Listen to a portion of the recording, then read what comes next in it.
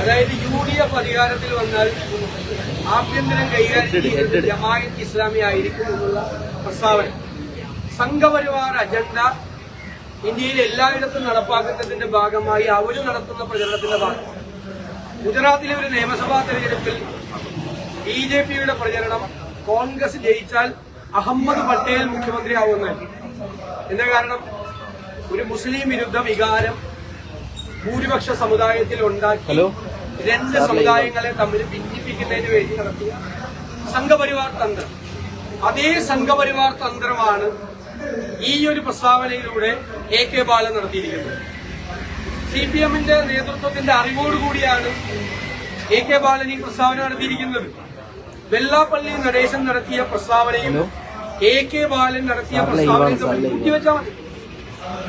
അപ്പോ വെള്ളാപ്പള്ളി നടത്തിയ പ്രസ്താവനയെ എതിർത്ത CPI നേതാവ് ബിനോയ് വിശ്വം AK ബാലൻ നടത്തിയ ഈ വർഗീയ പ്രസ്താവനയെ പിന്തുണയ്ക്കുന്നുണ്ടോ? ഞങ്ങൾ അറിയാൻ ആഗ്രഹിക്കുന്നു.